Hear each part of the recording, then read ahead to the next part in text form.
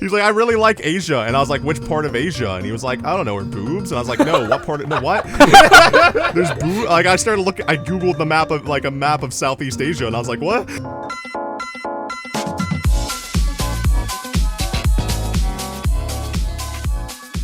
Hey, I'm an old man now and my entire life is in shambles. I still watch anime. I was told it was a phase and the phase never stopped.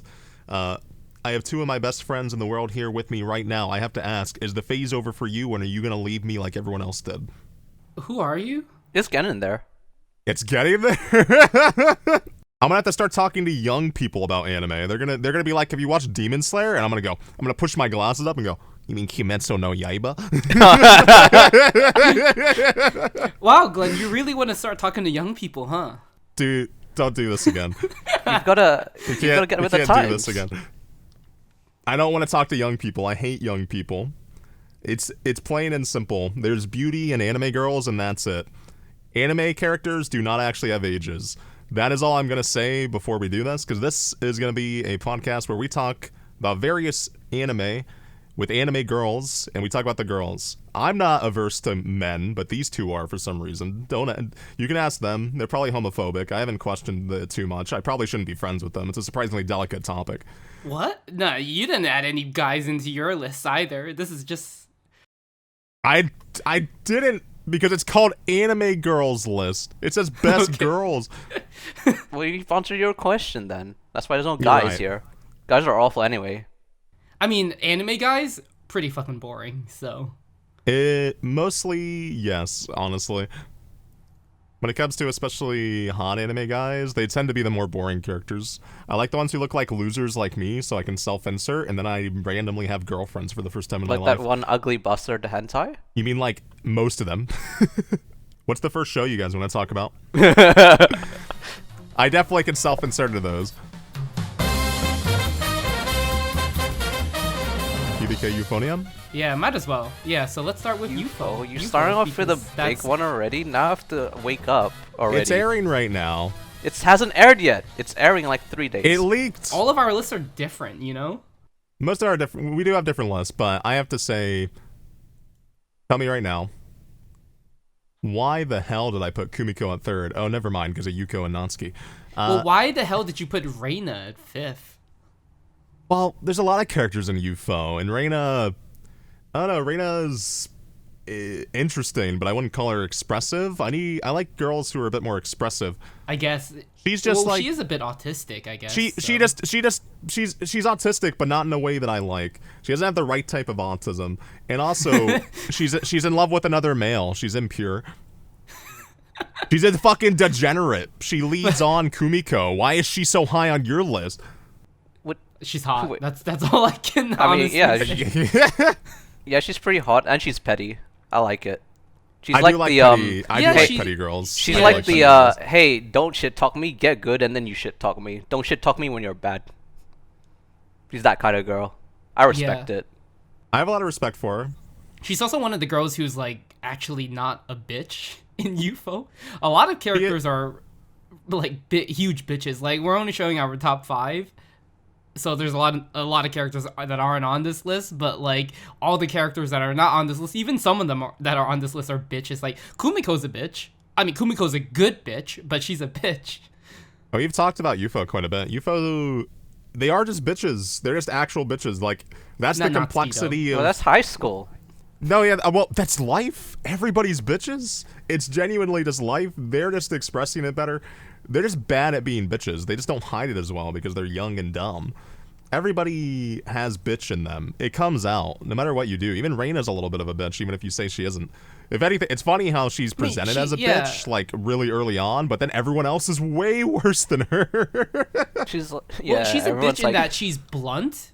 And I think that's the no one likes least bad kind of bitch. You know, like, yeah, no one likes it because she actually says what she thinks immediately, and everyone calls her a bitch for it, but then everyone else is so fake. And then everyone shit talks behind her back afterwards.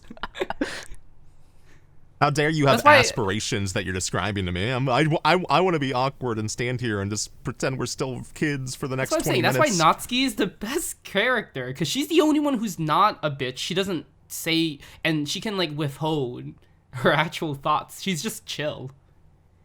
Like she gave up in the first season, but like when she saw that there was a path for her to just be chill again, she like came out and destroyed Yuko, who's like fucking honestly annoying. I don't know why she's so high up on your list. Oh my god! Why she's my favorite? Because I love her. She's a simp, but in like the worst way. The simp or the hype man for a senpai, and then she got rolled when Reina with the trumpet. Yeah, it's not even her. It's not even her like who's losing the spot. She's just so upset that like the third year's losing the spot and like she can't like perform again. And it was like, well, maybe she should have been better. Exactly, I agree. Reina should have been better. Get good, kid. She goes far beyond observation. Okay, I like her because she's short, has a big ribbon, and is moe. If you could pick Reina just because she's hot, I can pick Yuko for being cute. Yeah, but because she is a stupid simp. She's a parable to all the other characters where she's honest. She's honest about what she likes, but then she's kind of tsundere about it. It's the simple elements for her that get me. I don't know. I don't really. I know she appears a lot, especially with Natsuki too. She's kind of like a pair with Natsuki, but I just don't think about her together very often. Yeah, they're adorable because Natsuki's part of it, but when it's Yuko, like whenever Natsuki bullies Yuko, it's like, oh yeah, like that's why she's the best. I mean, that's mostly what I think about when I think of UFO and I think of that character. I know there's the other characters where she's just like, she's developing and she's sloppy and she's not exactly admirable in any sort of way, but I kind of like that about her, where I'm like, yeah, she just kind of fucking sucks and is useless in a way. I kind of love that. Who? Maybe I like Yuko. Oh. Like, she's just not as good. She tries to be, but she can't be. I mean, yeah. Wait, was she the class president for this at one point, Kevin? Yeah. I don't remember. Yeah, okay, she was. Yeah. Yeah. Which everyone, I can't remember why she ended up being that way, but that's why she's so high for me. I understand why Natsuki's so high for, like, Natsuki's my second. Like, I love Natsuki. Natsuki is easily one of like the best characters in the show. Yeah, I agree with that. Yeah. That's the thing. Yuko's just more cute and gimmicky to me, and then Natsuki's just actually a good character. Yeah, it was really funny though. Is that why is Mamiko on Kevin's list? She appears in like 2 scenes. Who is Mamiko again? That's Mamiko's older sister. Oh, I saw the last name and I was like, you guys wouldn't get it. You got no older sisters. You wouldn't get it. Wait, do you? Kevin, what are you saying right now? What are you saying right now? Oh, you guys don't have older sisters. You wouldn't get. Yeah, I think I'm the one who should get it. I've never had an older sister, so I should be the one who's like embellishing it and being like, oh god, I wish someday I can have an older sister. I hope someday they build a fucking time machine so that my parents can have sex before me, but I still somehow get to exist and win the sperm battle. No, you have an older sister and you're sitting here going, you wouldn't get it. What does that mean, Kevin? Because I know what it means. Can you tell me what it means? What do you mean you know what it means? I know what it means. What is your relationship to your older sister? You might explain it to me. Oh no, it's basically like if you're not close to your like other siblings, different siblings, you don't have that sort of like basically grew up having a closer relationship. You're always like walking around eggshells around them, where you're like, if you say something you might piss them off in a certain way. So I kind of relate to Kumiko in that aspect, where they're like, you know, you're not on bad terms, but it's like you don't want to say anything that's like annoys her in a certain way, because they're like, you know, they're the older siblings, so you have to kind of quote unquote respect them in a sort of way, and then they can treat you however they want you to treat, almost. It's you see, weird. that makes sense, Kevin. But this is the best girl list. This is like the character that you want to use your genitals with. Like, that's one of the main things of it. What? That like, was not the original list. That was completely different then. It says best girls. If we're defining it that way, that was not that. That was not the intent. That was not the intent. What was the intent of that? This? Wasn't the intent. I thought it was the best character. Wait, I mean, I guess it's smoke and mirrors. It's a blend of both. It would be ambiguous. Yeah, it would be it's up Reina. to interpretation. If I wanted to bang, it'd be Reina. It's up to interpretation, and I'm definitely interpreting you right now, Kevin. Although Mamiko is pretty hot, so I wouldn't mind. Oh yeah, she is. I mean, KyoAni designs, as much as people can be like, they're kind of samey. They are, especially for UFO, which I know we talked about. I think we talked about this last episode, where it's like the designs very ever slightly been getting matured, so they don't look as soft and as young, which, some people like that, maybe. But they look a bit more mature and older in the later seasons because they're actually somewhat growing up. It's like, and when you're in high school, it's like you kind of do just kind of stop at some point. Like you don't get super major changes anymore. It's like you just get the little minor adjustments. I think you're just white, so that's why. I feel like Asians don't really age until after college. That's not true. I'm a Japanese-born man. Yeah, good luck with that. I think both know Asians this. Are twinks. Start a high school and end of high school, maybe they become like actual high schoolers. You see, where I live, I was the only Asian person, really, so... What the fuck are you talking about? It's true. Stop fighting me. I don't give you the pass. Are you guys talking about Asuka at all? Asuka? Who's Asuka? Oh, Asuka. Wait, I was thinking like Evangelion Asuka for a second. Yeah, we can do that. We cool. can do that. We can do that next. Asuka's cool. She's like, I have her on my list, not so much because I want to fuck her. I guess she's kind of hot, but like, she's pretty hot. She's pretty hot, but she's scary. I just think it's just one of those. She's one of those kinds of people whom I don't know. She's able to calculate every single move. Yeah, she's every single thing she says. She's a manipulator, but also like wants the attention of everyone and wants to be on everyone's good side. Yeah, well, she knows how to manipulate. But she also knows how to stay in the shadows for the most part. And I remember like there was a good portion where Kumiko tries to bring her out of the shadow, and yeah, like it doesn't really work to the way that she thought it would. I don't know. Asuka's just one of those people where you can never trust her, and she's a lot of smoke and mirrors. Confide with her. Yeah, so I think she's probably perhaps the most fake character, but yet they do it in a way that makes her stand out among all the other characters who are fake. Yeah, she's intentionally fake because she's not doing it in the same way that the other characters are. She's intentionally fake because she doesn't particularly think it's benefiting her, but it's how she wants to portray herself. It's how she feels most comfortable. Like, she likes that shell around her. The other characters do it because they're insecure. She's unbelievably confident in herself for the most part. Yeah, I guess that's what makes her so different from everyone else, honestly. She's so confident that she's willing to be somebody else. Everybody is pretending to be who they're not because they're afraid of people seeing that. She's not really afraid of it. She's just comfortable with it. Yeah, she's definitely the embodiment of someone from Kyoto. Yeah, she's a scary woman. Tatemae bitch. Listen, if a woman doesn't scare you just a little bit, I don't think it's going to work out. I don't think it's going to work out. If you don't have nightmares about them, it's not going to work out. Do you have nightmares about your wife, Matt? Yeah. You do? How often? She beats me up all the time, so. Well, that's just real life. Cool. What about your nightmares? You're just saying your life's a nightmare? My life? Yeah. No, are you trying to... yeah, of course my life's a Tokyo nightmare. I'm living in Japan. Well, if you were a white person, that'd be a dream. Yeah. No, Japan's pretty cool though. I do actually. I don't want to leave, honestly, but I might have to leave. I don't want you to leave. Depending on the circumstances. We'll see. Maybe you can white face, and they'll be like, "You get to stay." Jesus.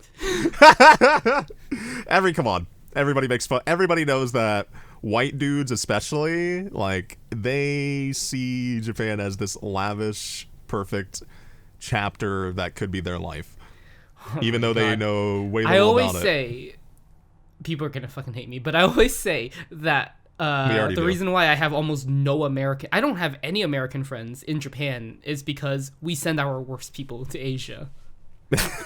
No. Like, I get along with Americans just fine, but when I meet them in Asia, it is a breed. Something comes out. People. Yeah. There's a reason Asian that fever, they went to Asia. AFWM. Stop. Especially if they're a tech bro.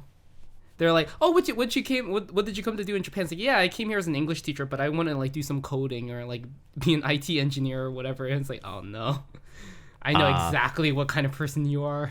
Well, if they came to do that, they're probably, you know exactly what type of person they are, and you know they're probably not any good at coding.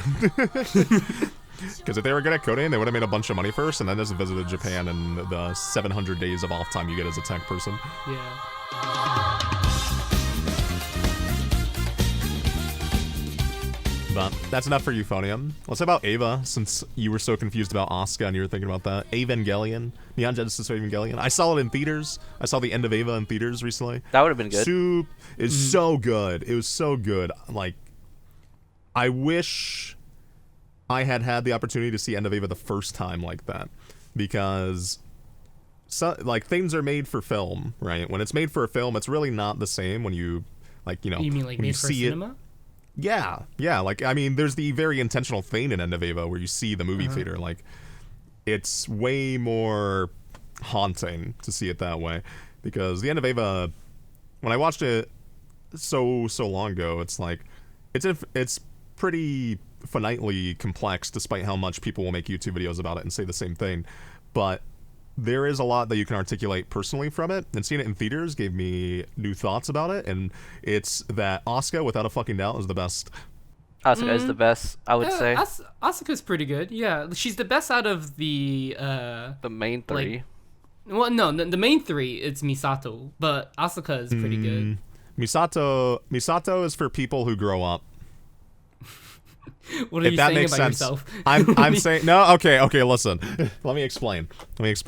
Misato is the people who think they're too good for Asuka, where they're like, no, she's just a young, stupid, insane, crazy girl, and that's true. But imagine her when she gets older. She's still gonna be insane. She's still gonna be absolutely the worst person in your life. The worst person in your life who can so intently be so terrible to you that you better your life. That's why Asuka's the best. Misato is just ultimately gonna wring you out and use you. Okay, yeah, no, Misato would probably use you, but like also like all Misato's just hot. She's just mommy. She is she's hot without a doubt. More mature mommy. Yeah. Asuka's I can fix her. No, Asuka. No, she's too toxic. You can't fix her. Asuka, Asuka, that's why she's not number one for me. They're like, you can't fix her. And you can't fix her. That's the best part. She doesn't need fixing. Oh, you can try. No, she needs fixing.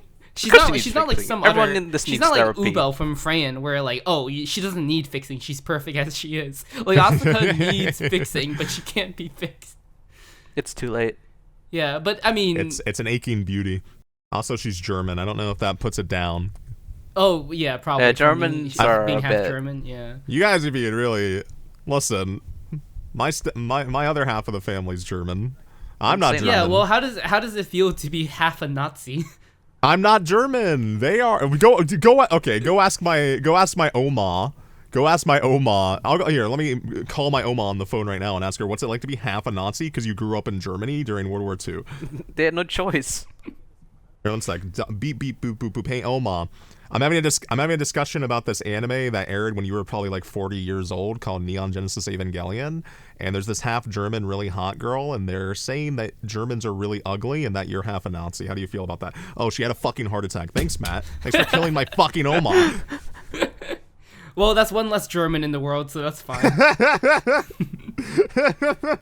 Hey, there's not many left of the people who were alive during World War II. You can't do that to her. Yeah. She's a fucking treasure. In End of Eva, there's only really those two. Like Rei is just like kind of there, doesn't really do much. Well, that's the whole point of Rei. She's just kind of there, even in the show. She's a reverence. Yeah, she's just there, you know. Imagine Rei being your favorite girl.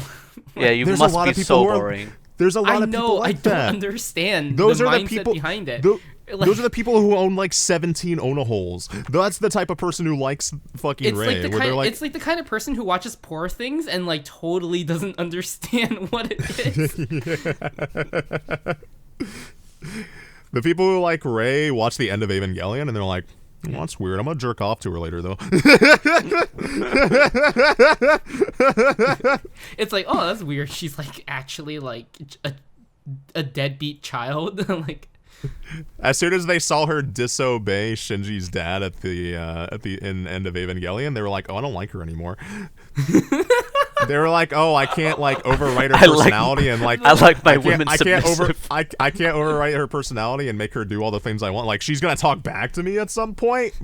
Yeah. Like that's the She's people her who own like person. Ray. She's gonna have her own thoughts. What? Oh God, she's not just gonna listen to every woe and thing that I say to her. They fucking ruined this character. I Let me really go on wanted to Letterboxd talk to and her write about an like end of C++ Evangelion. though. Like, god damn it, I can't. She's gonna get bored now.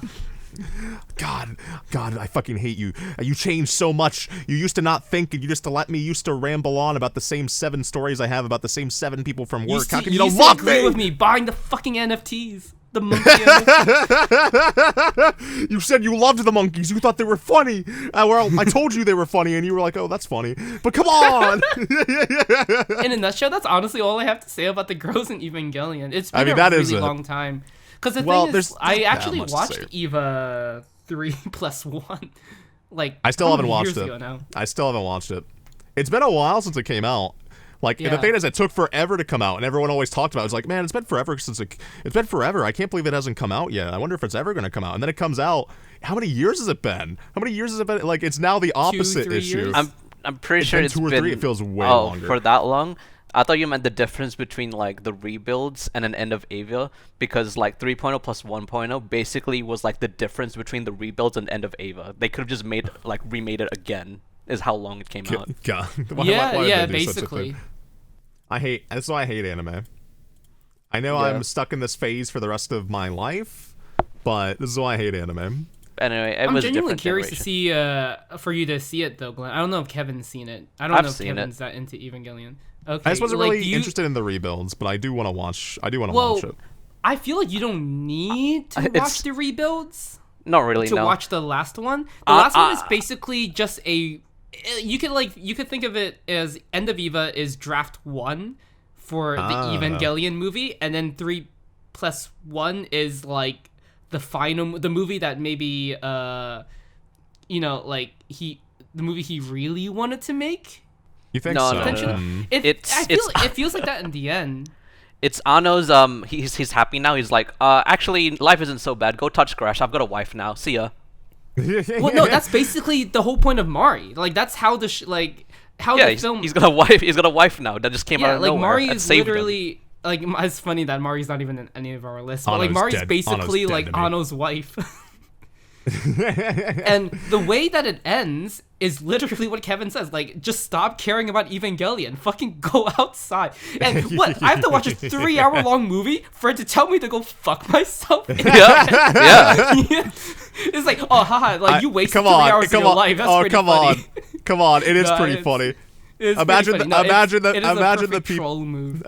Imagine the people watching it. Imagine them being at home, sitting down, or no, they actually go outside for the first time in their life because they're an anime fan. That's me. I don't go outside. And they get to the movie theaters and they're like, oh, I'm so awkward and I feel so, oh God, I hope no one talks to me. And then they watch the movie and they get to the end. And at the very end, he says, oh, I had sex. You guys should try that. Yeah.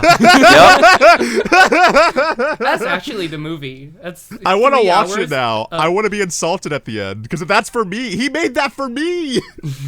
He wants to tell me, why are you such a loser? I way prefer the ending to 3+1 over the end of Eva. Like End of Eva I love has some. I love End of Ava's ending though. What- I love What? End End of Ava's ending. Ava. That's where it's at. Everyone turn Yeah. into liquid. Let's go. I don't know. End of Ava, like there are aspects of it that I do love, but I Imagine don't riding. know. It's not. It's just one of those iconic anime films back in the day. They don't make like it like they used to. I mean, there's very few Like- things like End of Ava. Very, very Yeah, few. I don't think. I think End of Ava is very much like its own thing. You can't like compare it to anything else. I don't like if it came out at any time back then or now. Like it is just its Yeah. own entity. End of Ava is, God, if you haven't watched Ava, watch Ava and then watch End of Ava. Because, I mean, if you haven't, you're probably just young. That's the only reason I can think that you haven't watched Ava and you're listening to an anime podcast. Well, like I guess what I'm saying is like the coins are flipping because like the show Ava is say like it's heads and then it turns it on tails to End of Ava and then it like flips it when it gets 3+1, which is I think purely like Ano's mental state. Like you could just witness it yeah, by it's watching fucking phenomenal. all the Yeah. Evas. Yeah, it's a very blunt interpretation by him. And the thing is, I don't think Evangelion is that hard to understand, but I think it's really worth talking about. It's like, that's the sort of thing with it for me, where obviously everyone can come away with different interpretations, but God did not make it fucking obvious, and it's good for it. There's nothing wrong with being obvious and being direct and what you want to say. And I can say as a kid watching End of Eva, man, did I want to kill myself.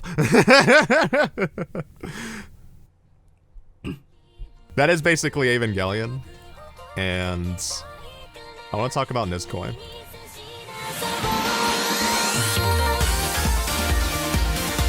You want to know why? Yeah, because it's going to be a very simple one, because Haru's easily the best. Haru is it's a little sister. Like, why is she so good? Yep, Onodera's little sister. For some reason, she just all of a sudden came into the series, and it was like, why wasn't she here from the beginning? Why I didn't know I had this actually desire. Onodera? Like, why would we get Onodera instead of her? Like, Onodera is fine, but she's fine, but it's the Rei problem where it's like Onodera's way better than Rei. Like, if someone likes Onodera, I understand. She's really cute, but she's really detached from any sort of like quality that I like. Because I like Chitoge. I like Chitoge a lot. Because Chitoge is like my type. Like, she's bratty and she's gonna fight you. She definitely grew on me. But honestly, no, it's Haru and Tsumugu. Tsumugu is so good. Tsumugu is good. Like, I know she's a bit lower for me, but that's just because I like the other three I just had more time with. Like, that was the issue. I mean, I say that Haru didn't have that much time. Yeah, but Haru is a masterpiece. She's a masterpiece. She's the best parts of Chitoge and the best parts of Onodera put together, I would say. Yeah, honestly.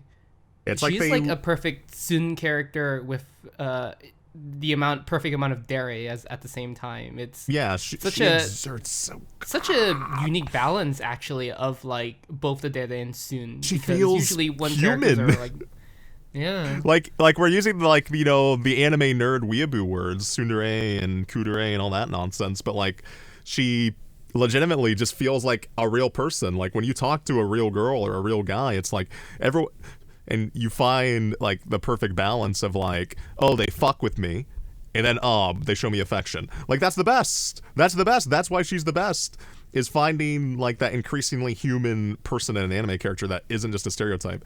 Because Chitoge and Onodera, they're more than that, but they do kind of fall into like line, if that makes sense, of like, oh, they're anime girls and they're like fighting for the main character bowl. Yeah, well, I think that's why Nisekoi worked so well, because like most of the girls and even like the guy character, I forget his name, but all the characters in Nisekoi are kind of, maybe, I don't know, but they're all basically following, I guess, a generic stereotypical template of a particular character in this kind of harem type show. But I think that they're like the best example of those generic stereotypes. But Haru is one that weirdly stands out. I wish she had come on sooner. I think it just came out at a time where it's like, there's too many shows to catch up. Which at the time I was like, I can skip on this one. You've never seen Nisekoi? Nope. I feel like you'd like it. Because I don't know if you know anything about it, but it's kind of like like the show itself kind of says that it's like a Romeo and Juliet type thing, but yeah, they kind of both come from like different Yakuza clans. Yeah. And in order to make peace with between the two Yakuza clans, like both the main guy and Chitoge like agree to pretend that they're dating. Yeah. In order to like make sure that their families don't kill each other. I didn't know about that aspect. Yeah, that's the whole reason. That's like the whole thing that like begins everything. Part of the mafia? Yeah. They're both like children of like these massive mafia families. But they don't actually like each other when they started. They just did it because their families they don't just like each other when they started. Just don't kill each other. Yeah, I'm so just nostalgic for Nisekoi, even though it's not, Nisekoi, it's not very old, but I mean it's kind of old now, right? Like, it's old enough that years. if I it is 10 yeah, years, if I brought it up to like somebody at a modern anime con who I thought looked younger, they wouldn't know. They'd probably be like, Nisekoi? What is that? Is that some sort of ramen? And I'm like, oh.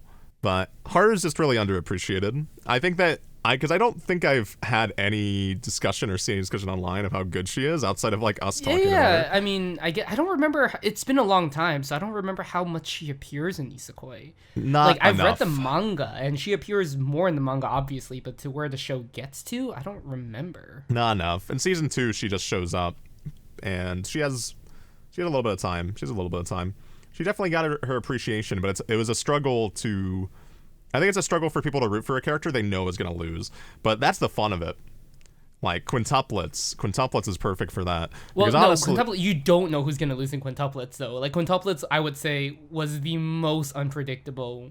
Yeah. Like, maybe some people were able to predict it, but it exuded so much doubt constantly. Yeah, Like, it almost would make you certain to, like, doubt who was gonna win, even when you were like, who else would win other than her? It put you in like hysterics with how many times you'd be like, man, I thought I knew. Yeah. And Quintuplets still is to this, the best example of making it confusing, because in Nisekoi, you just knew it was going to be one of the main two. like, Quintuplets is a harem taken from the lens of a whodunit. Like, the manga is amazing, and it still annoys me to this day that it never really got the anime adaptation it deserved. Because I would say Quintuplets is the best harem manga I've ever read.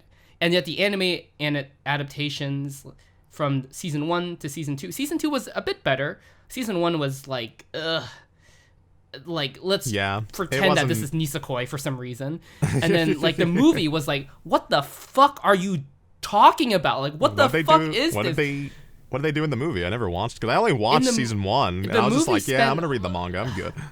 The movie spent the majority of its time focusing on the relationships between the sisters, which, you know, is a big aspect of, like, the story. But it completely removed the idea of, like, it lost the soul of the whodunit aspect. Like, which girl is going to win? Who's been selected? Like, all these girls, they all look alike. They're all identical when they want to be. So they all dress up as each other.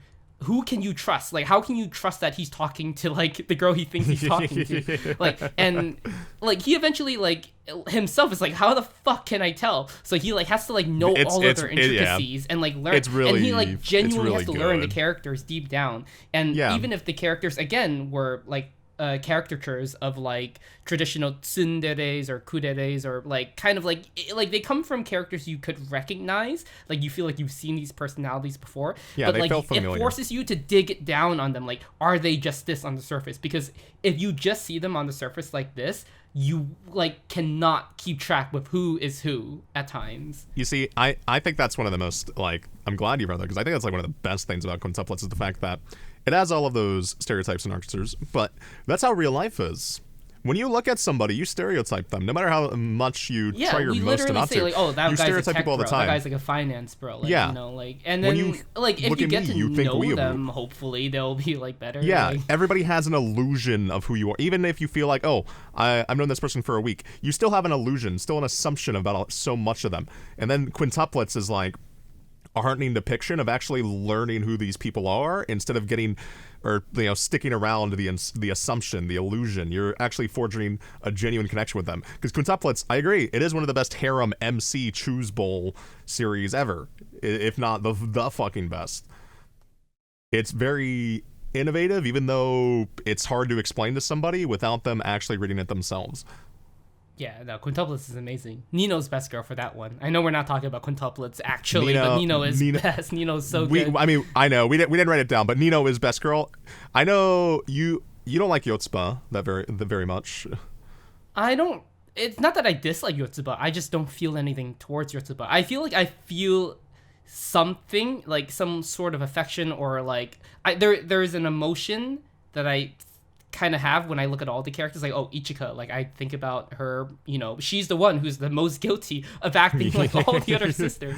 So, like, I think, like, oh, she's like this girl that you can't trust, but she's also kind of like hot for that, you know? She, like, she's such a, you know, there's starting to be a theme here coming together. Yeah, but just with it's like with Yotsuba, I do think that she is the most blanket character among the sisters, so I don't feel that she's like the absolute safe character that was kind of just there for the most part. I mean, she had her moments, but they never stood out compared to any of the other sisters. Like, because my favorite, agree. like, Nino is amazing, and Itsuki is my second favorite, because Itsuki is, I think, the best red herring ever. It was, like, amazing how they wrote her as a red herring. Like, yeah. If you watched season 1 of the show, you'd be, like, certain that Itsuki is the girl that he ends up with. But Itsuki's not even a part of the harem. Instead, like, Itsuki's, like, the private detective. She's, like, the owl between the two, like, the MC and, like, the girls. Because she's like, these are my sisters. I care about them. But they're all, like, all 4 of them are fighting over this one guy. And she's like, I don't know why. Like, all I don't 4 understand. of them are chasers. Yeah. No, That's they why see... It does it so perfectly, because I think any other show there would have been like, oh, all the sisters like him, but like it does instead like Itsuki's like this girl who's like, she like doesn't understand what her sisters are on about, and she doesn't understand why like this guy's just keeps on leading his sisters on, and she's like so annoyed at both sides. No, she's a really good character. And then Miku is just cute, which I guess a lot of people like her. She's a trad wife, but you know. A lot of people really like her. I think it's the Rei situation. Like, Miku's not Rei, but it's the... Well, yeah, she's like a trad wife, I guess, in some ways. But she's one of the few characters where she is herself, but you could put a lot of assumptions onto her and be like, yeah, she'd probably... Well, I guess try to copy me and try to imitate me because she likes me.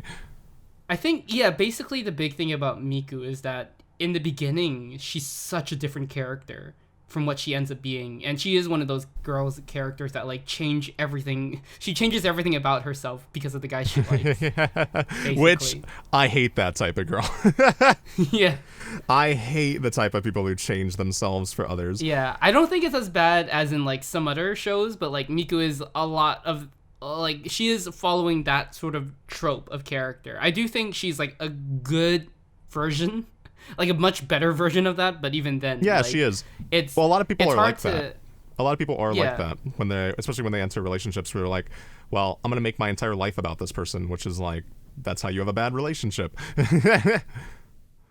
You need to have your own like your own sense of identity in person. If you don't have that and you like delete things from yourselves because you're so focused on making the other person like you by proxy of being similar, well, you're a fucking idiot because then you're gonna have nothing to talk to them about besides the same things over and over. You gotta be different people, especially when you are different people. So she is a good version of that because she's honest. That's how she is. Yeah, and it's really funny how in the manga she gets so much attention at one point that people were like, I hated it. Yeah, people were like, oh, like, she's definitely not going to win now. She's gotten way too much attention. Like, everyone knew what that manga was doing. But I felt sorry for Ichika, because also Ichika, like, disappears in, like, the last third of the manga because she gets, like, caught red-handed, pretending to be all the sisters. So she's just, like, she, like, literally gives up in the race, basically. Yeah, she was quick to give up. I was surprised. It's like, you put that much effort in. I'm surprised you gave up after getting caught. I don't know. If I was, like, being a big gaslighter and liar, I'd just be like, all right, you got me. It's because I like you so much. But I think they did it well. She stepped away for the sake of the sisterhood, basically. I guess. That's she did. She did it because she loves her sister. She did the right thing because she was like, well, I love my family more than I love this fucking guy. Well, that's the thing. That's one good thing about Quintuplets is that there's a lot of stakes in, like... Because it's not just the stakes of, like, the guy picking the girl that he's going to marry or whatever. It's, like, whoever he picks will probably disrupt this really important relationship between, like, all of these characters. I mean, I almost feel bad for him. I almost feel bad for him in a way a lot of the time where it's like, yeah.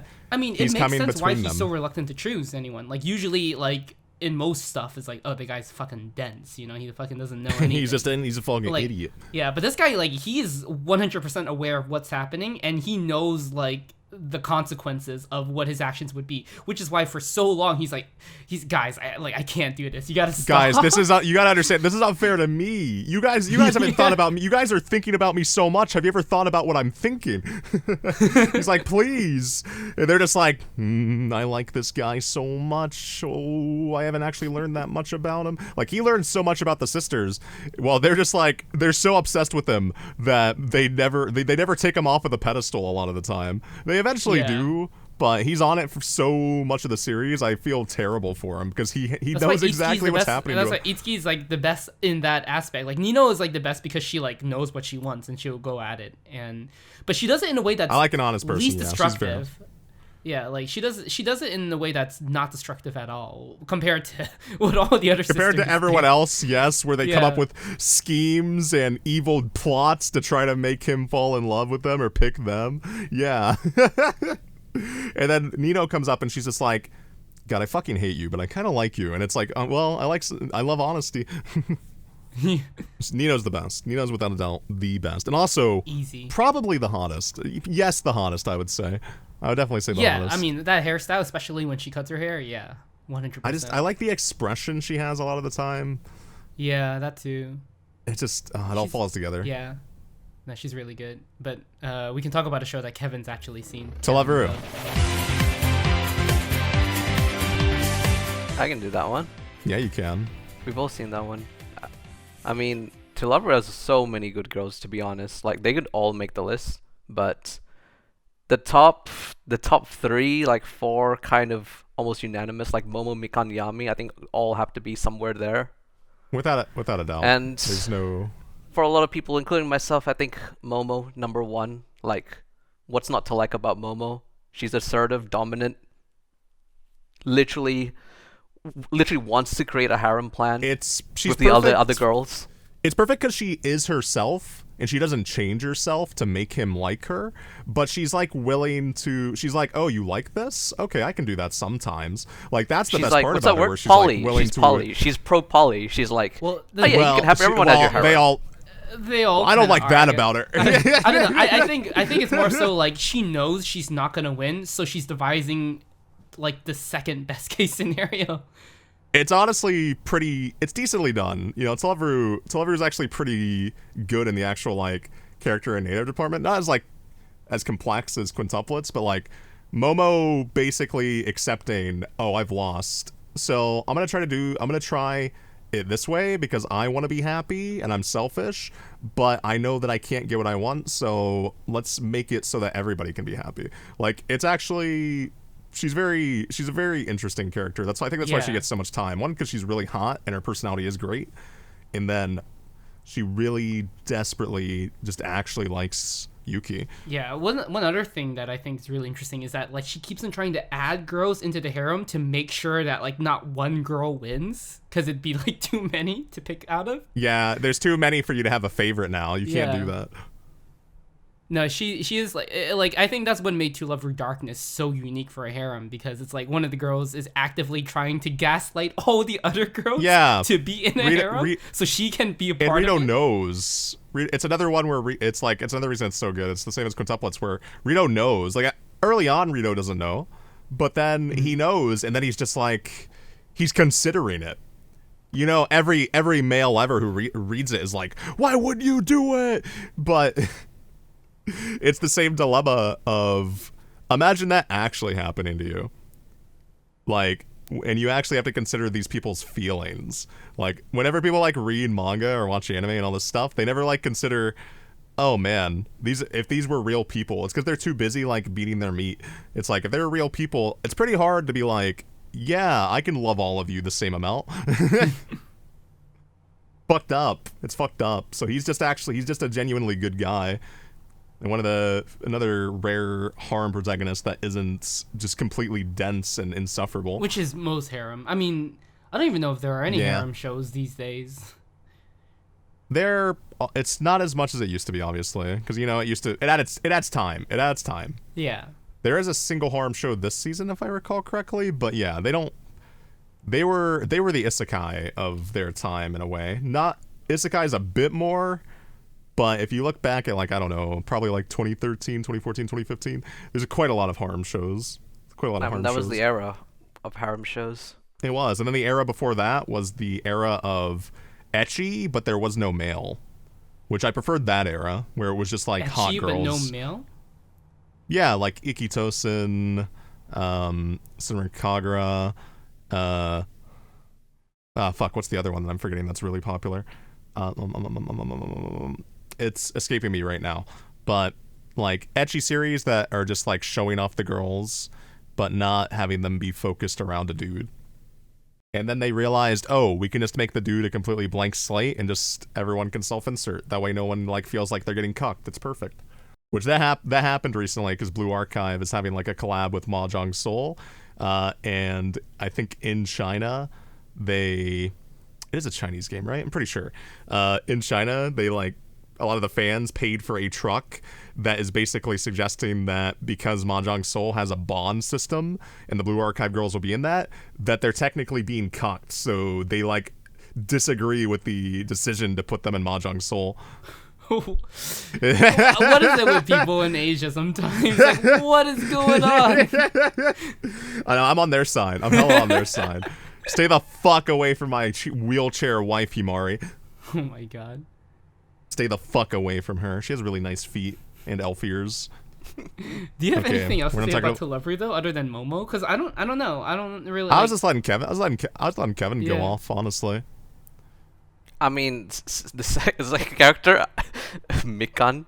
Yeah, my number one. He's like, I love Momo. If I were to say, if I were to talk, I'd get cancelled about why Mikan's the best or second best. No, yeah, let's hear it. Let's check your favorites on N Hentai, Kevin. Yeah, exactly. Let's check your favorites real quick. Bring them up. She like doesn't want it, but secretly wants it. I feel. You know what I mean. I do. She's it's a very razor wire thing. She's the most. Yep. She wants to be the most normal, but then it's like, things happen, and it's like maybe she does enjoy it. Yeah, things like she knows that she can't. Like they both know it, but they're both trying compelled. to talk very ambiguously. Mikan is the little sister. That's why you're being like this, because you're afraid. You're afraid. You didn't used to be such a coward, Kevin. You didn't used to be such a coward. You used to willingly admit, I can go to jail the little now. Sister character's the best. You can go to jail now for liking Mikan Yuki from Hit Show to Love Ru. Hit Show. She's the most intense without. She's like Momo, where she has the same intensity of Momo, just by accident, and it's amazing. It's just a constant dilemma, and seeing it as an ongoing thing always, and the subordination that she kind of just eventually starts heading towards. It's fucking the kind of fantastic. Scenarios that like Mikan and I don't even remember the guy's character name. Rito. Oh yeah, Rito. That just happen, and it's like it just pushes her slightly towards that edge, you know. But yeah. What else is good? It's Yami, Golden Darkness. Yep, Yami. Yeah. A lot of these. Her transformation to I remember, yeah, her transformation into the how would you describe it? It's like the lewd Golden Darkness when she's like she goes all in. Is she goes almost in, a bit too much. She invests into Rito. She's like, oh yeah, that's okay. She goes from being the unbelievably like not interested, like disgusted, yeah, to like super into him. Where it's like I think I liked her better when she was a bit disgusted, to be honest. Yeah, the 180 was intense. The 180 was intense, but I don't know. She's also, like To Love Your Darkness. It's like it's all about her, like basically in a way. It's like there's time with everyone else, but it is basically making her get to that point where she has to. I think she 180 so hard because she wanted it for so long, but she had to keep pretending. She felt like she had to keep pretending to be that person because it's who she was used to being. So I think it was a very distinctive choice to have her 180 so fucking hard. It's funny. Basically, like To Love Your Darkness, I basically don't remember any of the plot besides the characters and like their just distinctive qualities. Like Yui Kotegawa is like the super strict one on. Yeah. Or she tries to be super strict on to do anything with lewdness, but then she gets caught up in it, and then she also it's like the implication like she maybe enjoys it deep down, but wants to keep on an appearance of being this prim and proper girl. She doesn't get the appearance, and she's never liked somebody in the way that she likes them, and when she like starts realizing it. Like, that's the reason I like her, despite her not really being my type, per se. Because Yui is, like, a lot of people's favorites when it comes to Love Ru, I think. I think she's a very surprising favorite because I think she's hot, but her design is like one of the more generic ones in Televeru. And seeing her like slowly accept her liking Yuki is like, it's just the most like cute, innocent girl in the entire series, and I think that's why I enjoyed her. Not like seeing her become the main sister is not even Lala is. No one Nobody cares about Lala. Nobody cares cares about her. And then nobody cares about Sairenji either, because Sairenji was just his insert for his fucking wife, and then his wife divorced him.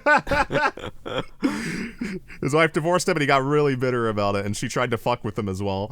Like, there was a lot of fucked up stuff in that situation. It's been so long, I can't remember everything about it, but I think she tried to, like, get him for a lot of his money, and tried to, like, cancel Televeru because she knew that Sairenji was based on her.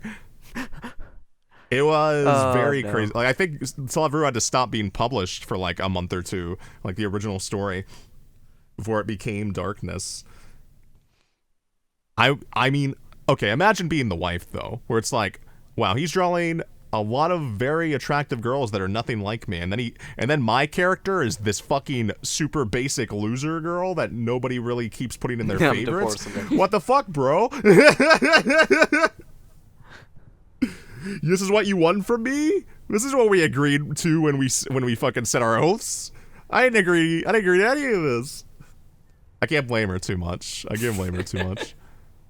And I love Nemesis. Nemesis is on the list because she's just That's too many. There's too many. Yeah. She's just really good is all I'll say. You didn't talk about Nana though. Oh yeah, let's talk about Nana. Nana's the bratty little sister. Yeah, she's like the bratty version of Momo. She's like the antithesis in some ways. She wants to like delete the harem almost, but yeah, because she's like, oh, this is fucking stupid, because technically it is stupid. She's right. She's always right.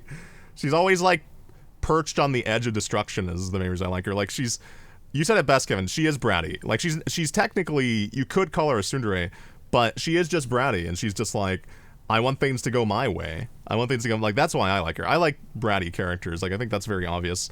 I like when they, like, fight, but they still can be affectionate. I just realized, like, me and Matt's list is basically the same, just slightly different order. Yeah. Yeah, actually, same characters. it's like all the same characters. Yui, I was surprised to see on you, Matt. Why? Well, I think, yeah, she probably is your type, actually. Yeah, not your type as much as the other four. Type. Yeah.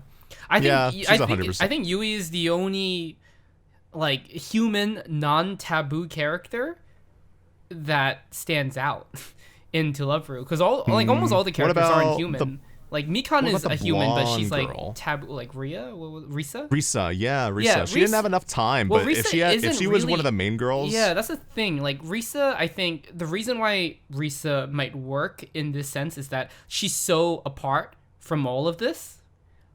And yet, like, the idea of bringing her in is, like, kind of enticing because she's so removed from it. So I think there is still that, like, taboo kind of enticement in it. And, like, Yui is just, like, the one that is not a taboo at all. She, like, is the one that is the cute vanilla story. Yeah, she's a good vanilla one. Because of everything that surrounds, like, the whole situation, it's not vanilla at all. So, I don't know. I think it's, like, very kind of adorable how the two of them kind of also like each other in some ways. It's like so much better than the Haruna thing, because the Haruna thing is just boring. It's just plain. Like Yui, I think should have been very bland. Yeah, Yui should have like been in her place instead or something. I don't know. I think it works way better if Yui was like his like mainstay girl. Sadly, he had a bitch wife. Look it up. She was the wife does not deserve like anything nice said about her. I can't remember the specifics, but she was not good to him. Like that's like I can't remember this. It's been so long. Like Televeru's so old now. It's I hate thinking about how old it is. But it still probably has, of like parody doujins, probably has the most favorites in my like actual favorites. Like the Televeru series, which there's is so many rare. Good ones. One of those. It's iconic. rare because harem series rarely have doujin because they already like give like the ecchi content in a way. Yeah, speaking of which, Like, I feel like that's the DxD reason. Dojin, why are there so little fucking DxD Dojins? It's Because crazy. they show tits already. So like artists are like, well, I can't be bothered. They already show Tits tits. aren't fucking There's- everything. Like, There's in universe. No, I mean I know they're not, but I'm just like I'm I know, thinking it from I know, from but their like, I just think perspective. it's a stupid reason. Which, go tell them. Go tell the talented artists who draw pornography for you, Matt, that they're stupid. Go tell them. Yeah, should we talk about DxD? Yeah, sure. I don't know That's an easy how one. much. That's an easy one, right? Rias is the best, and what else is there to say? Rias is the best, which is surprising for me. I do think most people wouldn't expect. Rias is up there, but I like dominant girls, so that's why Zenobia is number I one. don't Then remember it's anything about Akeno. Zenobia. You guys talk about Zenobia so much, and I'm like, what does she do? Like, what role did she have? And No, She's she kind doesn't of need like- to do. she was She's kind of just the like the dominant top- one. she's She's like just the the most tomboy. dominant. She's the like tomboy, dominant most tomboy. dominant. Yeah. Everyone's a bit coy with it. Well, Akeno not really, but like everyone else is like, oh, maybe I should get together with Issei. But then Zenobia's like, all right, let's make 4 babies. And he's like, what? That is what she Another- does, yeah. A girl has never said that to me before. And then Zenobia's She- like, yeah, let's just do it. She shows up, cracks her knuckles, and she's like, "Have you ever had pussy before?" Well, If not, like, this is the first time. And then yeah, Akeno's up there she's because she wants it, but she like slightly teases him. and then- kinda Akeno. I do not like Akeno. She's not my type of character at fucking all. And then Wait, nah, really? Why? Rias is good. Why? But Eh. when it happens, it's like she almost gets embarrassed when I like it that actually. she gets. I love that she gets I embarrassed. think that's the good part of Rias is because she's like this Yeah. almost Rigo character. To be subjected Yes, to this yeah. is kind of like But embarrassing. that's obviously, the. It's amazing. Yeah, that's the best part. Like she's not supposed to feel embarrassed. She's not supposed to feel embarrassed ever. This isn't like a situation she's supposed to be in. But you put her in that situation because, well, you did it. Like you made her falter. Like that's why I love her. Like I love that embarrassing part. I love when people act out of character. I love when you force them to act out of character. And then the reason I don't like Akeno is just I do enjoy that type of character because I don't hate her by any means. She's just the type of character that can never be my favorite. Where it's like she's too on the nose. she's playful but not yeah, she's just too on the nose. Like she's playful but she's too on the nose about it. I like when there's more like mental gymnastics that have to be done. She's too much of a thought. She's too easy. She is too easy. She is. That is like I don't like girls that are too easy. Like she's still good. I still like her. Well, there you have it, boys. Rias is the best, and Akeno's a thought. That's fine with me. This is fine with me. Because we have Agia pretty high on the list. I knew somebody I do not that have Agia. I like. Why do you not have Agia on She's there? Why do you cute. like Agia? She's just not for me. Why not? She's like, I don't know. She's just kind of like almost like timid, naive. When things get going, I'm like, nah, it's not. That's not my type Yeah. of girl that I like. It's just not for me. Hmm. I mean, that's fair. See, I already knew. I like it when she's just wanted actually you to interested. I wanted you to admit it. I like that she slowly becomes interested. That's what I like about her. And also, I like nuns. But I knew a guy when DxD aired in 2013. I talked to some people. Like I talked to a decent amount of people about anime because it's like that was my thing before I started branching It's out still your more. thing. In actually, it's still my thing. But I have a lot more interest in hobbies, like way more nowadays. Okay. Way fucking more. Yeah, I sure. do. They're all a lot of them I are believe otaku you. oriented. What? Yeah. I believe you while saying the most sarcastic tone of your life. What? No. Yeah.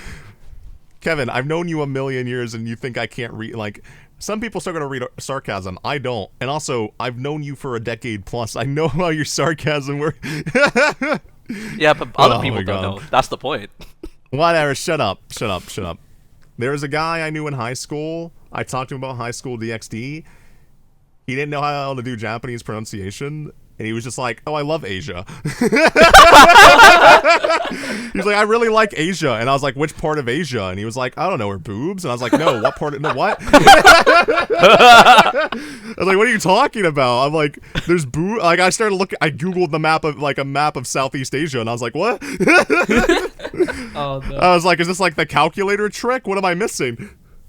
Speaking of Asia, like Aja, like, do you know there's actually a real actress, a real life Italian actress whose name is the exact same as Aja's I wonder if that's name purposeful. in DxD? I wonder if that's on purpose. It's like Aja Argento. There is a real actress. Does she look like her? Is she single? No, she doesn't look like her at all. She looks, I guess, Italian. Like, thanks, man. it's just crazy I'm looking at to her right me now. that. Oh, she's pretty. Oh wow, she's pretty. No, she's yeah, pretty. she is. Yeah, I like but her. she doesn't look anything like Aja. Oh, the anime doesn't even come up. No, if you search up her name, it's not the anime. It's like the actress. It's so crazy to me that, like, what are the chances? I feel like it had to have been. Like, what are the? Because you know when you're like writing stuff, was he just so based? He was like, this is the name. Even like look it up. He was like, I don't care. He had to High have known. coincidence. I'm surprised you have Kaneko on your list, Kevin, for DxD, because I'm not one to not like the lolly characters, maybe, but Kaneko is just so boring. Honestly, it's like mostly the top 4. The 5th one I was like, I could put Asha, but no, I like Koneko better. As just like, she's there. Okay, that's fine. I get it. It's hard to have that many favorites. I understand. In one show, it's mostly the top 3 that I really care I mean, about. DxD doesn't have as many characters as I remember it having for some reason. Like, a lot of these harem shows, I do kind of like have the assumption that there's way more girls or way more characters in general. The thing is, there were a lot of are. girls, but they weren't like a part of his harem. Yeah, I guess that's. They were just like one off, and it's like, how do you become obsessed with that one? You can't. You just can't do it. Girls in Panzer. Yeah, I mean that's. A girl can appear for like exception. 5 minutes, and you're like, not even like for like 30 seconds, and you're like, oh, she's the one. That's a special thing. Yeah. It's Girls in Panzer. We'll do that someday. That would be an entire 3-hour conversation, and we still wouldn't have to have a part 2. One, yeah. We still have to have a part 2. It's an insane thing. Kore wa zombie desu ka? Oh my god, this is an OG show. Yeah, it is. That's why I put it on there, just for you, my buddy, my good friend, my decade-long friend who thinks I don't understand sarcasm. This is you was my favorite, like maybe 10 years ago. I would if I would watch it now, I would say you're backing down. You're backing down from no, kind of. But I mean, I still have fond memories of you. She was your if wife, I were to wasn't watch, she? Yeah, 10 years ago, Matt. He had his profile picture for like. She was your profile picture for years, and you're leaving her? Years? No, it wasn't. That was still Rena. No, it was still Rena. It was years. I mean, she was like, I think she was the first introduction of like a kudere for me. That's why I really have fond memories. She's a very good version of it, because she was a kudere not on purpose, right? Like, she wasn't actually a kudere. It was just that she couldn't talk. She was nerfed, basically, essentially. She was. And then you just had to just get her emotion from whatever she did. Whatever she wrote, because you got to see her thoughts and how she, like, talked. She was really funny. Like, she was really funny.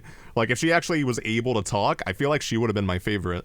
Because she was just super stone cold and super sarcastic. Like, she was a little bratty, honestly. Like, she was good.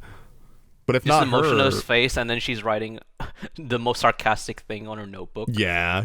And also, she had the white hair, so she definitely would have been my favorite if she was allowed to speak. But why... Who's your new favorite in that case? Well, I wouldn't say new favorite. It's still you for now. But I would say if I were to rewatch the show, I think Haruna would be up there. She just, like, makes it all so wacky. Like, yeah, she's just fun and goofy. She has the goofy riz. Embodiment of chaos. Yeah, embodiment of chaos is what she does in that show. Like, everyone's like kind of prim and proper, and then Haruna just like shoves whatever the hell like big idea she has, and it's like, what the fuck are you talking about? I mean, magical girl with the chainsaw, peak character design, because Haruna was also my favorite.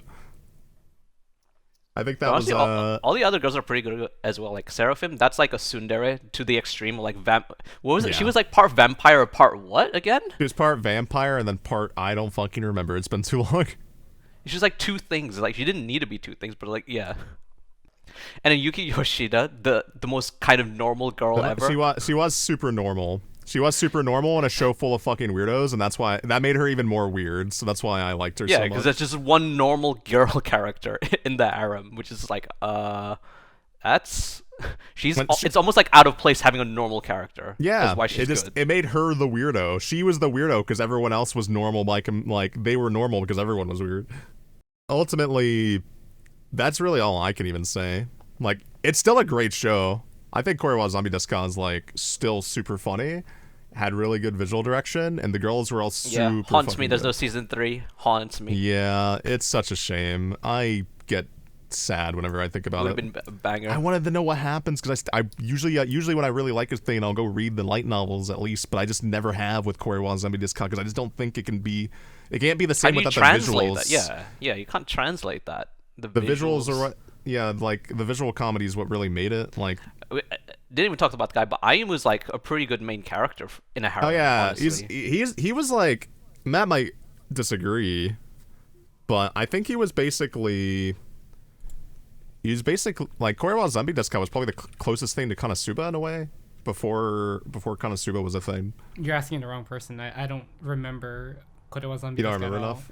Yeah. Well, the main thing is character that is like, pretty I similar know to I've Kazuma. seen one season of it, but like You deleted it. yeah, I have no recollection of it. I don't know. You like I searched up all of these girls you're talking about.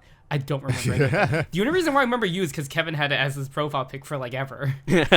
See, Kevin, you did have a free profile there, and now you betrayed her. It's the same as when Matt betrayed the Love Live girl. Which we're not talking about Love Live. The Love Live girl. girl. Yeah, no, it's Umi. yeah, no, so she's not even my favorite in like the OG Love Live anymore either. I know, it was so weird because I remember asking you, I was like, why'd you abandon her so easily? And you're like, well, I never really cared about her. And I'm like, wow, this guy's stone cold. Well, you know, I mostly did it to like spite one of our friends because he was obsessed with Nico, and I thought Nico was annoying as fuck. So I was like, let me pick a random character and say that she's the best instead. That's like the basis of all our friendships, isn't it? Like even us, we all just spite each other. Become petty.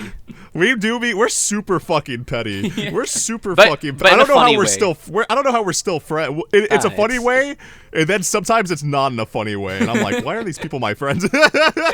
Just one last thing on you. It's like she could be like my high school crush. You know, back in the day when I was still in high school, I was like, yeah, fond memories of that. Just watching that show. I've seen that show like 5 times. I remember. Yeah. That's why I still remember that show. It's worth watching. You should make a video on it, Mr. Anime YouTuber who hasn't uploaded in a year. Mr. Oh, no. You should maybe do that. But I brought up Umi because of K-On. K-On. I mean, yep, Mio, after 10 years, it's still Mio, so... It's still Mio. Still Mio, my wife. I rewatched K-On recently, like maybe a few months ago, and it still hits as hard. Or if anything, it might actually hit even harder, knowing that I'm further away from the good old days than I was when I did harder, see it. I think. It is so amazing, and Mio she's still a standout, amazing character. Like I know she is like technically the kind of generic character. Like everyone's like, oh, like. She is like the kind of generic template of like the long black haired like pretty girl, but she is so much more than that. I think I don't know. She's iconic. Like, a lot of it could be me being delusional, but I do think she is literally like there are so many people that are like her, and there's so many small details hidden throughout the show through her like character movements, through her character acting that makes her come out alive more so than even the other characters, which are already really good. It's like there are small movements that show Mio's insecurities, and then there are small movements that show her trust in other people, how she has less trust in some people than others, which is an echo of her insecurity. So some people like Mugi is someone she trusts deeply, like someone that she relies on deeply. So whenever Mugi's doing something, she's like, okay, I can believe in this. I can believe in her doing this. Like, I know nothing's going to go wrong. Which is also, like, really funny when Mugi steals, like, her strawberry. She's like, what the fuck? Are you kidding me? I trusted you! Yeah. So I think there's a lot of, like, psychology, like, deep psychology within some of the characters that it's not ever really present. They don't talk about it, but when you see them do something out of character and it shocks another particular character, I think that's what brings I agree with their all that. friend group alive so much. K-On! Is a special show that is a time capsule, and I don't think we'll ever have anything truly like it. There's a lot of things that are similar to it, and I think they kind of conjure the same fleeting moments of wistfulness and the days behind you as much as K-On! Does. Because K-On!, although it's like, it's high school, it's not the same. It's like you can't watch it and not like think of all the other things that you've technically left behind, and they're getting further and further away. So watch K-On! You're an old man, watch K-On! You're a young man, watch K-On! You're a girl, which is very unlikely, watch K-On! It's a coming of age story. I mean, it is an amazing coming of age story. It's one of those shows that makes you realize that no matter where you are in life, it will always feel like it's about to end. All the good moments, for some reason, always feel like they're about to end, and the future is terrifying. Like, it's not like that in season 1. Season 1 is purely a comedy moe show, but in season 2, when the gears of it get churning, and the girls begin to realize that, high school is only 3 years long, what the fuck do we do next? It's like, it's very well done, and it sneaks up on you like when you least expect it, and it affects all the characters except for maybe Yui. But like that's why Yui's the worst. Yui's a special case, and she is the worst because my favorite's Mugi. My favorite's Mugi, and then Azusa. It goes between them pretty easily, but I'd say my one's Azusa, just because she's the one who realizes that like things are about to end because all the other characters are just gonna go on. Towards whatever they want to do, and then Azusa realize, she's the one who's gonna get left behind. Yeah, it's terrifying to be in Azusa's shoes. Like, there's that one scene where she's alone by herself the entire time because I think like her all the other friends are studying for college or something, and like they appear for like 1 minute in like this episode where it's mostly just Azusa, and Azusa, like everything feels so like nice again, everything feels like so right again, and then Azusa loses them in the crowd. Like they disappear in like the crowd, and she loses them, and it's like so fucking devastating, and it's like holy shit, why is K-On! Like doing this? I know, it's like I think at some point everybody you've been at some point in your life, you were the one who was left behind. Like, even when I started this podcast, I joked about it. I've had a lot of, like, you guys are my longest friends. You're the longest friend group and the last friend group I'll have. I'm too old of a man now to get new friends, so please don't leave me. Things come and go. Because that's how life is. It's full of the greatest moments, and it's full of the greatest disappointments. And K-On! Season 2, specifically, as we said, it is the most specific, targeted, vulnerable show that you can watch. And when I say vulnerable, I don't mean the show is vulnerable, I mean that you're gonna be. So watch it and know that Mugi's the best, and maybe Mugi's Azusa. good. Mugi's really good. Azusa's good. They're all good except for Yui. They're all the four except for Yui. Yui works in the role that she is given. She's not like a terrible like character that's unwatchable. It's just that she is, I don't know, she's just like, she plays the role she needs to play, and that's all I'll say about her. Yeah, she's like the most annoying in a way. She's annoying because it's like she has to be there. And she doesn't do anything wrong, but everyone else is just, you want more of them. Well, it's like, I just want a handful of Yui. I don't want any more than that. Don't give me any more. Yeah, I think all the other characters are kind of an echo to like people that we've met before. I don't know if anyone has ever met someone like Yui before, and if you have, I don't know if you could actually get along with them. Like, there's no way. If a person like Yui existed, I question how they would live in reality. Well, thankfully it's a simulation. Even so. Even so, she's an impossibility. Yeah.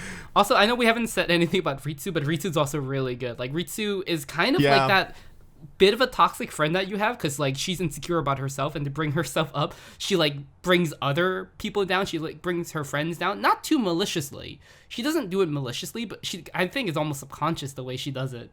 But, it is subconscious. 100%, I agree with that. Yeah. She does not do it on purpose at all, but it's like when you're so deeply unsure of yourself, and you have all these people around you who, despite the fact they're probably not that sure of themselves, feel like they are. You can't help but like try to bring out the part of them that is the uncertainty. So I think she just subconsciously does that because she's like, I want to feel connected. It's like, you matter to me so much. I want to see you be this way. And then she just does it by accident. Yeah, and that's why she works so well with Mio too. Like, I feel like there's so many like friendship pairs of friends where it's like, you know, one person who on the surface at least, has it all together. Like, she is like, pretty. She's like smart. She's like skillful with like the guitars and all that stuff, like with the bass. But like Ritsu, like has, there's like a lot of people like Ritsu where it's like, oh, they're fine actually, but for whatever reason they just have this insecurity like dug so deep into them, and they cling on to someone who has a perfect facade, and they need to bring that person down in order to like, for them to feel like it's equal. And that's why I feel like Ritsu's relationship is so different from any of the other characters. Like the way that all of, like, it wouldn't work on Mugi, because like, how are you gonna bring Mugi down? That's like, you can't do that. And like with Asusa is like younger, and it's like it almost feels like bullying if you do it with her. So it's just like it's strange how Keion is able to capture all of these ripples from the characters' different personalities and their situations and their insecurities and their like skills and their like how their immunity to certain stuff. Like it is still, I think to this day, one of the best mirrors of like a real friendship group. Yeah. Like even in our friend group, I feel like, like any one of us could probably fit into one of the characters. It's just really good. There's a lot to see in every single one of them, so it's like, even though there's only 5 and like our friend group is like, double digits probably, you can place it to everybody, and you're placing it not because of like a stereotype of your friends, but because you actually know them. Because in K-On, you do feel like you actually know the girls. Yeah, Mio's best, in just in the world, just in the world. So it's fine. What? You don't want to have sex with her? Huh? With Mugi? You don't want to have sex with her? No, not with Mugi. With Mio, because you were saying just in the world. So I was like, is he like trying to like back down from him being a weeaboo person who perhaps masturbates to drawings? No comment. No comment? I'm glad we're all such old men now and you're all cowards.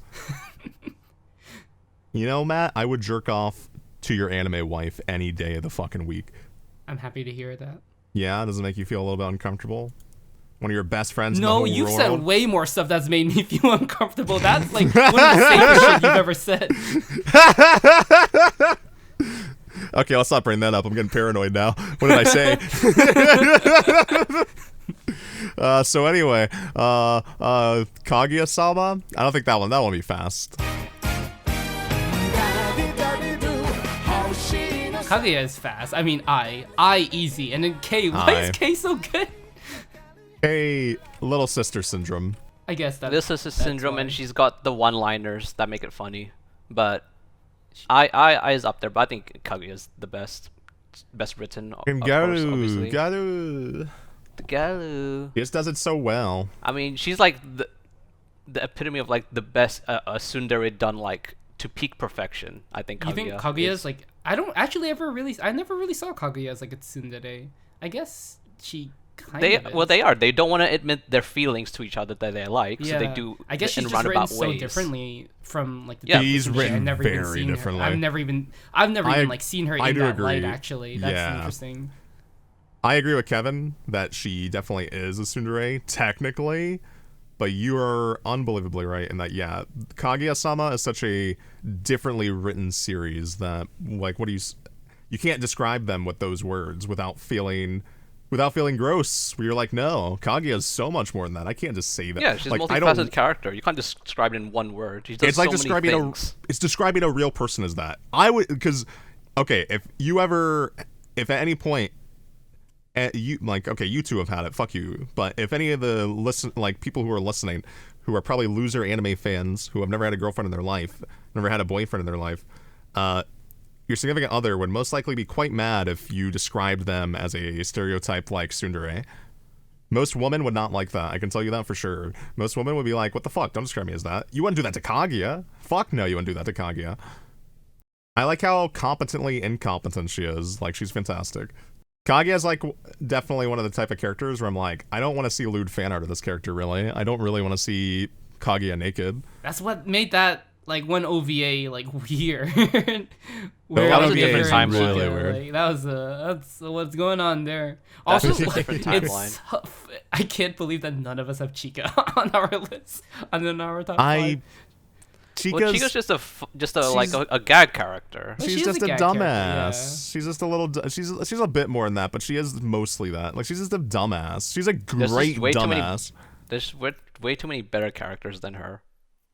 That are written, I mean. Yeah, IK Kaguya, like Maki.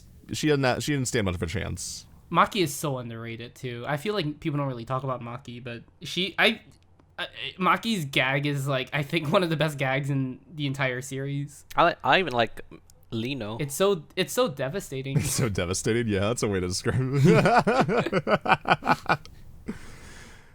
It's even all the side characters in Kaguya are like immeasurably rich, and especially considering that it's like a comedy series that still manages to be funny, but then it doesn't like limit itself to that. Like Kaguya is such a great series. Anyone who hasn't watched Kaguya, you should give it a fucking try.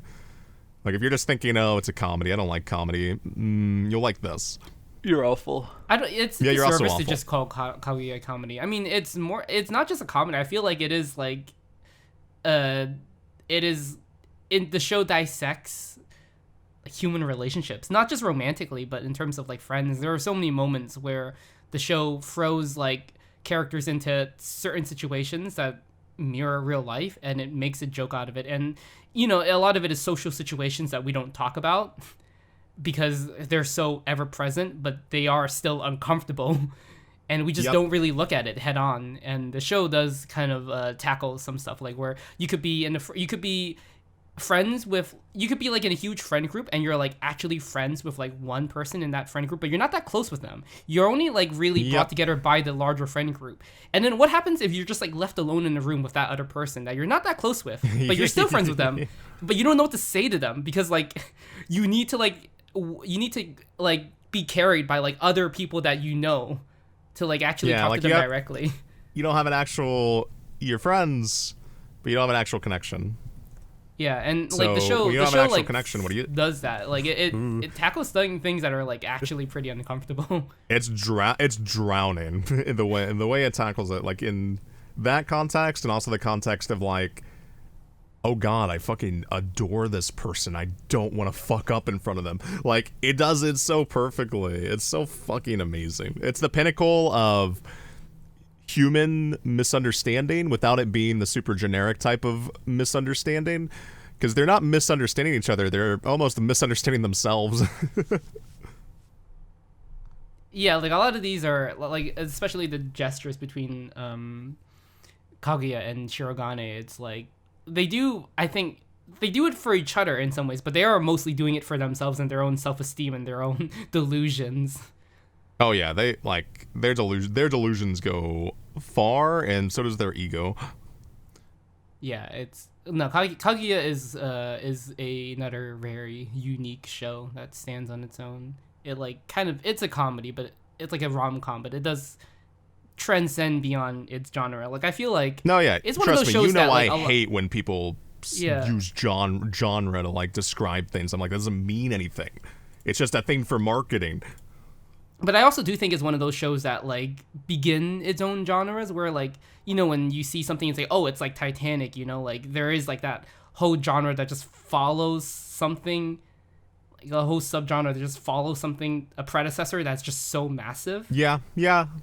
And like this thing that's so massive that it builds its own rules, and then other shows tend to copy it, and then they just become less saturated versions of that, or they may even like, I don't know, I think Kaguya is like one of those shows where like, oh, it's Kaguya is almost like a psychological warfare anime. Yeah, almost. I mean, it's kind of like some people like have called it like a Death Note rom-com. I mean, I can see it. I kind of agree with that because you go into characters so many heads so many times. Yeah. Just to see like what they're thinking, how they're misinterpreting, what they think the other person is thinking. Yeah, there are all of these ridiculous schemes between especially the main two characters. Like the schemes that they pull off are so ridiculous and so unbelievable that it's done for comedic effect. I mean, I think in Death Note it's kind of done for like drastically with comedic effect too, but I don't think people really took it as a comedy in Death Note. But a lot of people see Death Note in a very different light than me, a smart person. I promise. I I think that's enough on Kaguya. I think let's go to the last. Let's go for last and do Oshi no Ko. I know we had a Remo on this. We'll do another thing like this. We'll bring a Remo up next time. Inevitably, Oshi no Ko. It's just a conversation between you and I, Kevin, where we have the same exact list. Okay. What are you doing? Okay. Listen. Well, things have changed, Kevin. Things have changed. Okay. Kana is no longer the best. Well, you're just wrong, but go on. Kana is no longer the best. Mm-hmm. And the reason it's okay to skip a Remo this time is because it's I. Well, no, it's not I. Well, I was thinking of I, but I, she isn't there. She doesn't really, she doesn't get to really exist, sadly. It's very sad. She would life. be the best if she had more than one episode. If she had more than one episode, she would 100% be the fucking best. It's such a shame. But it's because it's the sister, Kevin. Because you know what happens? Do you know what happens? Stop. Do you know what happens? Stop. What do you mean stop? Why do I have to stop? It's not. Why? Normally I'd agree. It's the sister character, incest is incest, but no. I don't know what Akasaka is doing, but he's cooking up something and it's smelling a bit foul. It makes complete sense though. Kevin, you have no media literacy. Why? Also, they want to make I again? They do. Listen, this will bring back I. I could Wait, understand. What the fuck is going on in this show? Oshi, okay. Oshi no Ko. What's happening is, yes, you might be discomforted by it, but not me, because I'm based and I understand that this is like. This was touched on in the very beginning. Like this is where it was always going to go. Ruby finding out that, or like they never tried to get together because the guy is his doctor. I mean, her doctor before. Yes. Yep. And until she learned, she wasn't gonna try because she knew I can't do that. But now that she knows, it's like there's actual substance there. There's reasoning for it. It's like they're still technically siblings. But you find the person you're in love with, and it's like in such a complicated situation, and it's so icky, wrong, and weird to be like, well, my psychological existence is very dependent on this person now, where it's like, this has been the entire intent of this entire life of mine. It's like, I can identify their last life now. I know it's the doctor. So them doing it, it's not like a purely fetish thing. It's not a fetish thing at all. Like this is the author of Kaguya-sama. Like he's not beyond like being fetishy. It's like he's an anime fan himself. Like you definitely see some of that. But this is just a genuine, actual, interesting development. Like, and I also do think Kana's probably more of my type. But actually seeing this happen and everybody get angry about it immediately makes her the best. And making everybody that mad so quickly, I fell in love. I mean, I don't care about manga readers. I'm not gonna read the manga, so. Yeah, you can't. Right read now. it. I get it. Yeah, exactly. Words. What do words mean? But now for me, Kana's still. I'm just going from the bottom of your list, and then she's just like the best all of a sudden. Wait, so are you saying that like No. Because I can see what happens in the first episode because everyone knows already. Yeah, of course. Like, I know that the two main characters, the brother and sister, like was like the dying girl in the first episode and like the doctor. And the doctor. Yeah. Yep. And they both die, and they both get reborn as Ai's like twin children. And but they don't know that they are the doctor and the patient. They don't know, but they know who they are themselves, right? Like they know like their past lives. Yeah. And they remember, like they have the mind of like who they were re-put into their babies, like into baby form, basically, right? And then I gets killed in the end of the first episode. And like I know that in the beginning the show was going to be like a mystery, like they have to figure out who killed them, but then it kind of became more of like, I guess, a story about Kana becoming an idol and all that stuff. I'm not sure. Well, it became but it became about exploring. It became about the entertainment industry, but like it became about exploring their trauma of everything that happened more than anything. The revenge subplot is the most boring thing. Okay, of like their kind of mom like idol fan, like their OC and like mom. Like dying. It's such a strange show. Like that's why I couldn't get past the first episode. I'm like I this is way. This is like too beyond me. But like now, there's a lot of complicated roads. Like, so now what? They have to fuck in order to rebirth, like give birth to. No, that's not. No, that's my theory. No, that's my theory. Okay, so what was it? Because that's what I thought you were saying. Oh no, it's implied. It's implied they have romantic. Or no, she has romantic feelings now for him, the guy. But like Glenn's saying, it's in order to bring I back. It's like, oh, so do they have to fuck to like? No, that's what I was saying. That's what I was. That's saying. what he's saying. That's not my. That's Kevin's theory, which is a very good theory. I was talking about it's like she shut up because like that relationship dynamic. It's not fucked up because it's incest. It's like it's fucked up contextually because of that, but it's fucked up because this is a relationship where it's insular and codependent, and also like. Obviously, the girl liked the doctor so much because that was the closest person she had. Yeah, but wasn't he an adult and she was like a child? No, exactly. He still is an adult, so he's still not going to be okay with it. Like, that's why it's so fascinating. Like, it's a very... Like, that's why I say it's gone in a double forbidden. The double forbidden. It's double forbidden, and now they have to deal with it, and it's like... it just stems from this like deep love that she has, but it's a deeply flawed love, so it's like it's perfectly the doctor understandable. And the patient forbidden, and then the brother sister forbidden. It's like it's not peddling to like weirdos like me. It's not peddling to people who are like, I love Orimo. It's not peddling to me. It's yeah. I also love that. I mean, that's good.